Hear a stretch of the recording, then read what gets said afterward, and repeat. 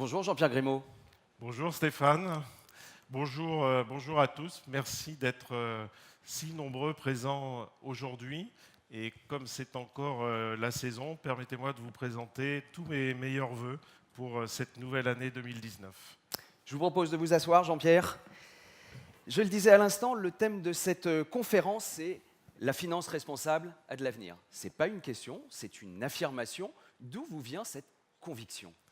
C'est une conviction qui est inhérente à deux histoires. L'histoire d'Ophi, puisque depuis maintenant de nombreuses années, depuis plus de 20 ans, Ophi s'est inscrit dans cette démarche de finance responsable. Et puis c'est une deuxième histoire, c'est mon histoire personnelle, puisque moi aussi, ceux qui ont suivi mon parcours peuvent remarquer que depuis plus de 20 ans, je m'intéresse à cette thématique. Et c'est un engagement qui est extrêmement fort, extrêmement puissant. Et ce qui est intéressant aujourd'hui, c'est de voir que la notion de responsabilité dans l'investissement va de pair avec les problématiques ESG, environnementales, sociétales et de gouvernance. Et aussi avec une autre problématique qui est de plus en plus prégnante, c'est la quête du sens, savoir ce que l'on fait avec l'épargne qui nous est confiée, que ce soit une épargne institutionnelle, c'est la transparence qui nous est demandée par les investisseurs institutionnels, et que ce soit une épargne qui nous soit confiée par les épargnants individuels qui, eux aussi, souhaitent savoir à quoi sert leur épargne, comment elle est investie et comment elle est utile au développement économique et au développement durable. Alors cette conférence, on va l'aborder sous plusieurs angles, bien évidemment, mais on va surtout parler des solutions nécessaires face à l'urgence climatique, c'est ça l'objet? C'est l'objet de la conférence de 2019. Et si vous vous rappelez le cycle des conférences, la conférence 2017, nous abordions la problématique des terres rares. En 2018, nous abordions la problématique de la gouvernance et sur l'aspect de la valeur travail. Et cette année, effectivement, compte tenu des enjeux qui sont devant nous, devant l'urgence climatique qui est devant nous, nous avons choisi de traiter particulièrement ce thème parce que nous avons la conviction qu'il est possible de réconcilier le développement durable et l'investissement qui génère de la rentabilité. Et bien évidemment, nous sommes là au cœur de l'actualité, puisqu'il y a encore quelques semaines se tenait la COP24.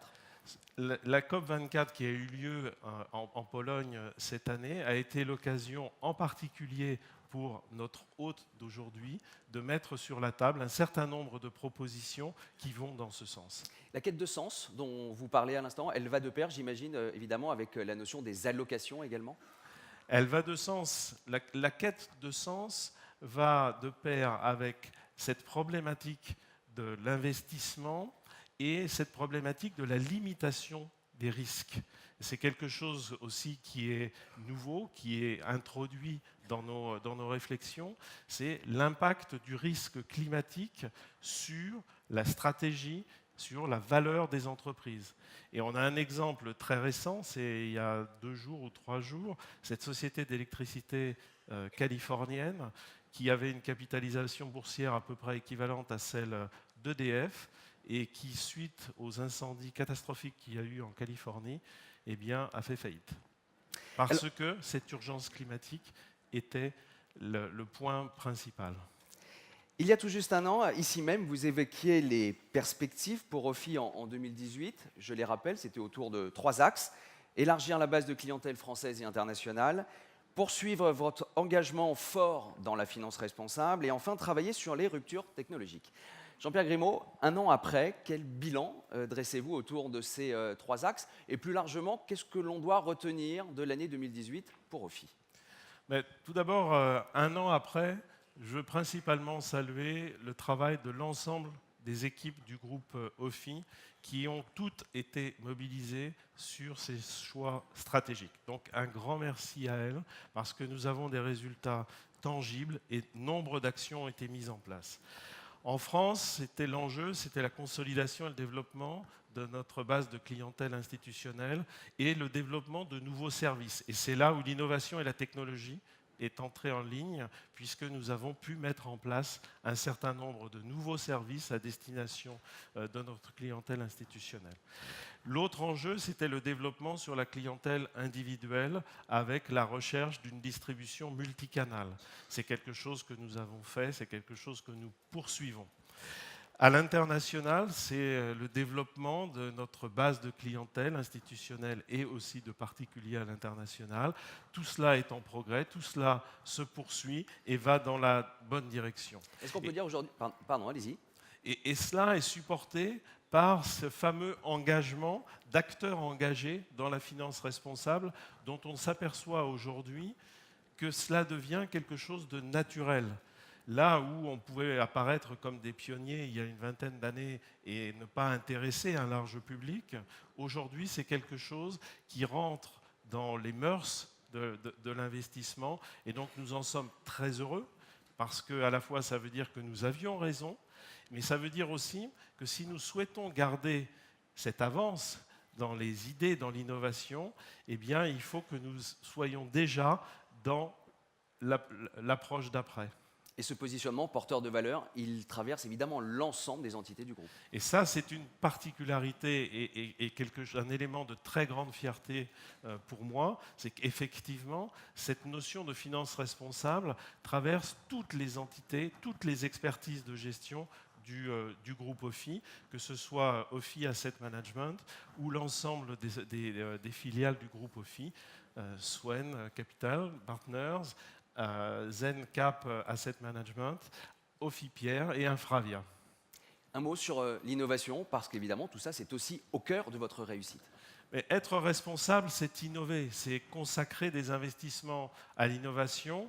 Il y a une rupture technologique qui est très importante en ce moment, dans tout qui touche l'ensemble des secteurs de l'économie. La gestion d'actifs n'échappe pas à cela, et il nous est apparu nécessaire d'investir dans l'innovation, dans les nouvelles technologies, et c'est pour ça que l'on a participé au lancement d'un certain nombre de startups en les finançant.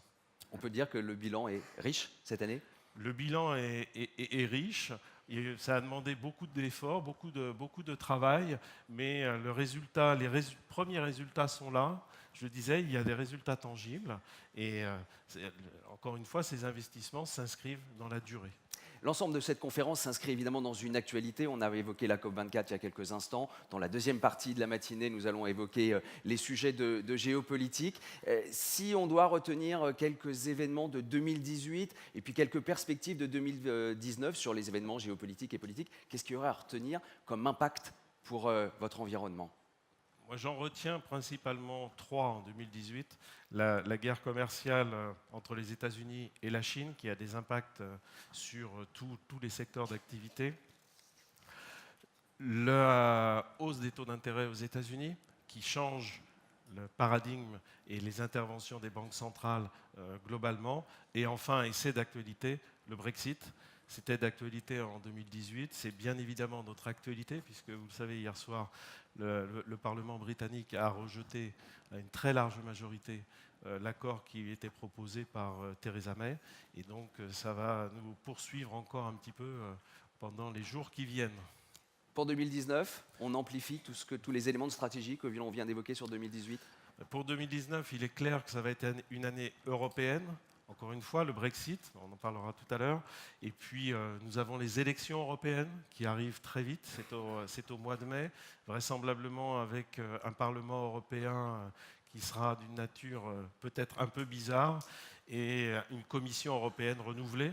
Et donc, des impacts majeurs à l'intérieur de l'Europe et pour le programme européen à venir. Donc, ça aura directement des impacts sur nous. Et puis ces mouvements sociaux qui secouent la France et qui secouent aussi d'autres pays de la zone euro et de l'Union européenne. Alors, nous allons dans quelques instants recevoir Bertrand Piccard. Pourquoi avez-vous souhaité que Bertrand Piccard soit avec nous aujourd'hui ? Parce que je pense que nous avons tous, chacun d'entre nous, un rôle à jouer en faveur du développement durable. Et nous devons nous inspirer des meilleurs exemples et encourager les bonnes pratiques. Et de ce point de vue-là, je pense que ce qu'a fait Bertrand Piccard est un des meilleurs exemples de ce que l'on peut faire, de ce que l'on peut imaginer.